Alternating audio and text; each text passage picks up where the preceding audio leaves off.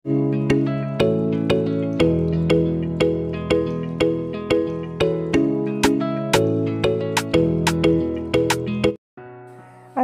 আলাইকুম। নতুন রান্নাঘর চ্যানেল থেকে সকলকে শুভেচ্ছা। আজ আমি মুচমুচে চিড়ে ভাজা রেসিপি করে দেখাবো।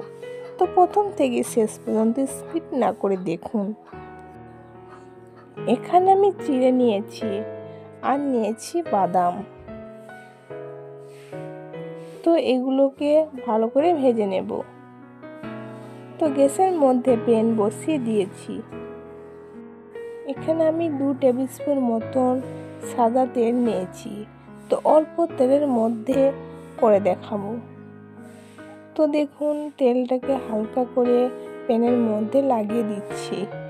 এরপর কাঁচা বাদামগুলো দিয়ে দিচ্ছি। তো লো টু মিডিয়াম ফ্লেমের মধ্যে ভেজে নেব। তো দেখুন হালকা করে নাড়াচাড়া করে ভেজে নিচ্ছি। যতক্ষণ না ভাজা ভাজা হচ্ছে ততক্ষণ এইভাবে নাড়াচাড়া করতেই থাকবো। তো দেখুন অল্প তেলের মধ্যে কিভাবে তৈরি করছি।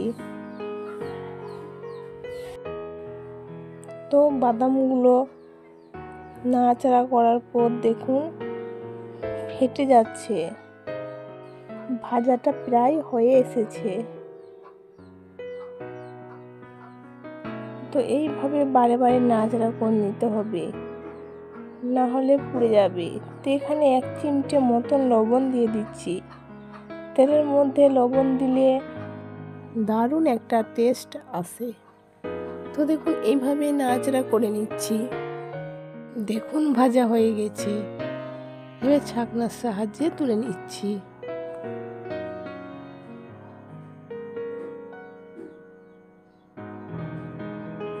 তো দেখুন তোলা হয়ে গেছে। এর মধ্যে এখানে আমি পুদিনা পাতা ব্যবহার করছি।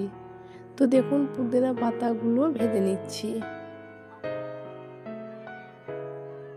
তো এখানে 4 থেকে 8টা পর্যন্ত পুদিনা পাতা দিয়েছি। তো এটা হালকা তেলের মধ্যে ভেজে নিচ্ছি। তো দেখুন ভাজা হয়ে এসেছে। এবার আমি তুলে নেব।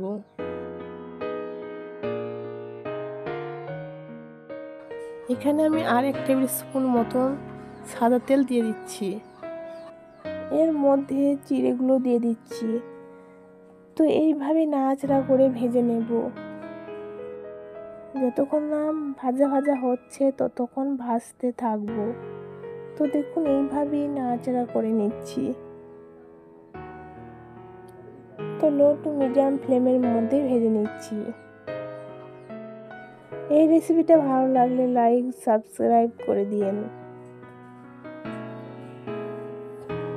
তো দেখুন অল্প তেলের মধ্যে ভেজে নিচ্ছি। তো এইভাবে অল্প তেলের মধ্যে করবেন, খেতে দারুণ লাগবে।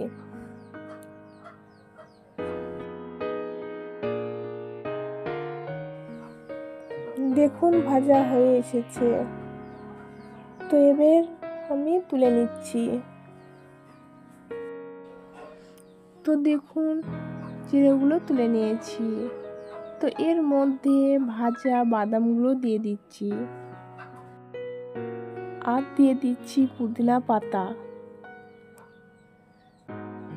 এর মধ্যে দিয়ে দিয়েছি পুদিনা পাতা আর দিয়ে দিচ্ছি 1/3 স্পুন মতন বিট লবণ আর দিয়ে দিচ্ছি শুকনো লঙ্কার গুঁড়া আর দিয়ে দিচ্ছি জিরে গুঁড়া। তো দেখুন এবার হাতের সাহায্যে ভালো করে মিক্স করে নিচ্ছি। তো এইভাবে মিক্স করে দেখবেন খেতে দারুণ লাগে। তো সন্ধ্যার টিফিনের মধ্যে যদি এইভাবে করেন তো খেতে খুবই ভালো লাগে।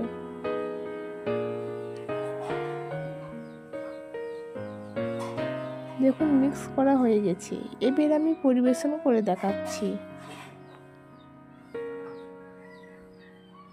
মুচমুচে চিড়ে ভাজা। তো এইভাবে একবার ট্রাই করে দেখবেন।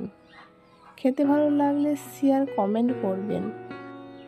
আর আমার রেসিপিগুলো যদি ভালো লাগে তো আমাকে এগিয়ে যেতে সাপোর্ট করবেন।